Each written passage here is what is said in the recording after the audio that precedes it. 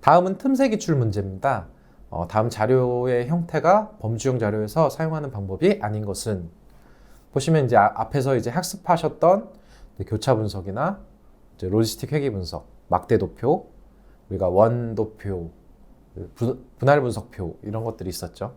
전부 다 범주형 자료에서 사용한다고 했습니다. 우리가 회귀 분석 같은 경우는 예측형 자료에서 사용한다.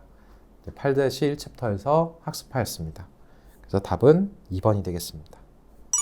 다음에 그래프가 의미하는 분석 기법은 무엇인가? 보셨을 때 우리가 방금도 학습하였듯이 우리가 저 2차원 평면에서 각각의 점을 통해서 비교해 준다. 그래서 답은 3번 다차원 척도법입니다. 다음 시계열 요인 중 틀린 것은? 보시면 이제 추세 요인과 계절 요인, 순환 요인, 불규칙 요인으로 우리가 살펴봤었죠.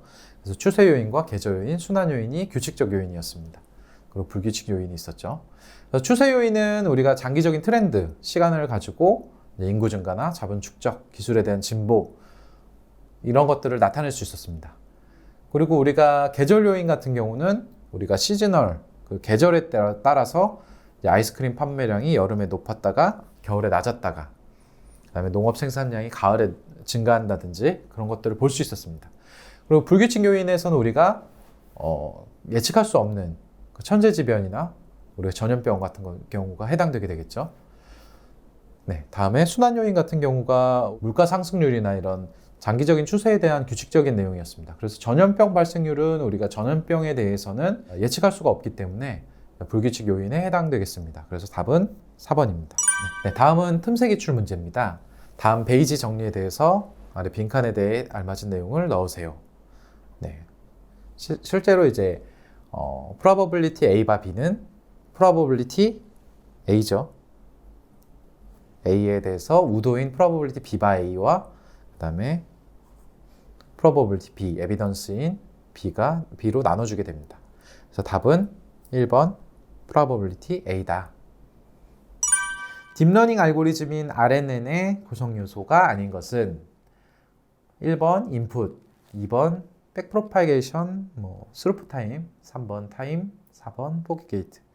보시면 우리가 RNN은 시간의 연속성을 가지고 이제 학습하는 알고리즘이라고 했습니다. 그래서 언어나 그런 자막 이런 부분에 유리하다고 했었죠.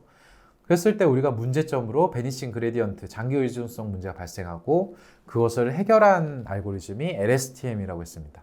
그랬을 때 LSTM에서 핵심적인 동작이 우리 포겟 게이트라고 했습니다. 그래서 4번인 포겟 게이트는 RNN의 구성 요소가 아니겠죠. 네, 다음은 틈새 기출 문제입니다.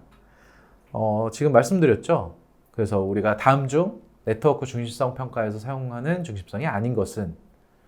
그래서 우리가 연결 중심성, 매개 중심성, 근접 중심성, 아이겐 벡터, 고유 벡터 중심성 이런 것들이 있다고 했습니다. 그래서 4번 원격 중심성은 이제 해당되지 않겠죠. 다음 앙상블 방법론 중 여러 개의 결정 트리를 임의적으로 학습하는 방법은? 했을 때 우리가 여러 개의 결정 트리를 이용했다고 했죠. 그래서 포레스트를 가지고 임의적인 학습을 하는 랜덤 포레스트입니다. 3번이고요. 그리고 이후에 이미노드 최적화를 통해서 우리가 결정 파이널 클래스를 도출한다. 이렇게 이제 학습하였습니다. 네, 다음은 틈새 기출 문제입니다. 다음 중 비모수 검정 방법으로 부적절한 것은? 우리가 앞에서 이제 표에서 계속 봤죠. 그래서 원 샘플일 때 우리가 카이스퀘어나 우리가 KS 검정 같은 경우를 했었습니다. 그리고 투 샘플일 때는 우리가 그 독립표본과 대응표본을 나눠서 이제 부호 검정이나 윌콕슨 순위합들을 했었죠. 그리고 맨 위트니 같은 방법도 있었고요. 그리고 3개 이상의 샘플일 경우는 크리스칼 왈리스를 한다고 했었습니다. 그래서 여기서 보시면 T 검정 같은 경우는 우리가 모수 검정에 대한 방법이죠. 그래서 3번 T 검정입니다.